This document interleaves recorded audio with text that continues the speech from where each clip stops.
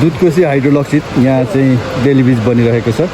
यो बेली ब्रिजको अनुगमन गर्न जिल्ला समन्वय समिति खोलङ्गाका प्रमुख यहाँ आइपुग्नु भएको छ। यो अनुगमन अब यहाँ हेरिसके पछाडि यहाँ कुराकानी भइसकेपछि कस्तो अनुभव भयो यहाँको विषयमा थोरै म हामीमा जानकारी लिन गइरहेको छु। यो यहाँले कस्तो देख्नु भएको छ, यो कहिलेसम्म बन्न यहाँको पहल रहनेछ, यो छोटो कुरा बताइदिनु न। अब एउटा त यहाँ अहिले आएर हेरिसकेपछि अब यो ब्रिज बन्ने होइन, यो सुनिश्चितता भएको अब ब्रिज बन्ने कुरामा है ढुक्क लाग्यो। काम सुरु भएको छ, 1.5-2 महिनादेखि कम्पनीका मान्छे आएर यहाँ काम गरिरहनु भएको छ। केही सामग्रीहरू पनि आइसकेको छ। यो बाटो बन्दैछ। अहिले एउटा सामान्य पहिरोले गर्दाखेरि फेरि बाटो अलिकति खन्नुपर्ने अवस्था देखियो होइन। र यसले अर्को कुरा के पनि गरायो भने अब यो बर्खामा होइन यो पुल हामी चाहिँ सक्छौँ है, यहाँबाट आवजात हुन्छ भनेर भन्नुभएको छ। अब त्यसो गर्दाखेरि यो ओखलढुङ्गा र वारिपारी जोड्ने कुरा अब यहाँबाट त पूर्वका सबै जिल्ला खोटाङ पारिपट्टि भयो, त्यस पछाडि भोजपुर होइन पूर्वसम्म नै जाने कुरा एउटा त यो बाटो ठुलो हामीलाई यो भेका मान्छेहरूलाई सजिलो पनि भयो।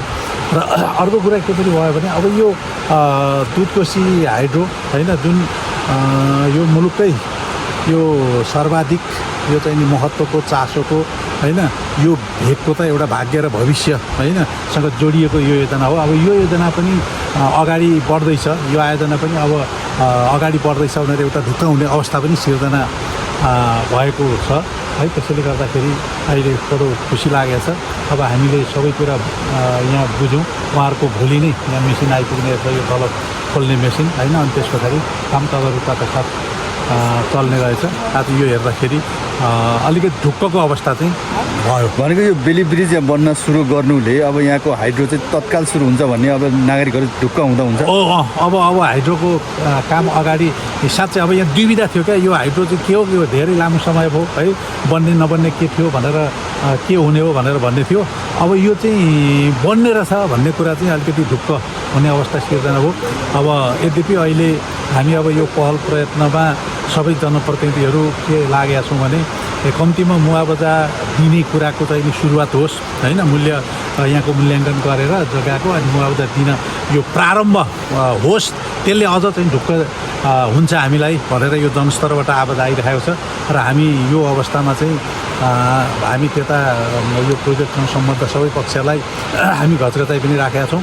र अर्को कुरो कुलमानजी अहिले यो ऊर्जा मन्त्री नै हुनुहुन्छ। यो कुलमानजीलाई सबै कुरा यो थाहा पनि छ है।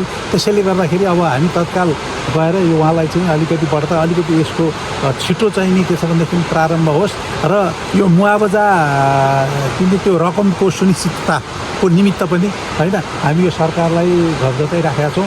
र अझ हामी चाहिँ यो तीव्रताका साथ काम अगाडि बढाउनलाई हामी सम्बन्धित निकायमा चाहिँ बढ्ता पहल गर्छौँ अब हामी।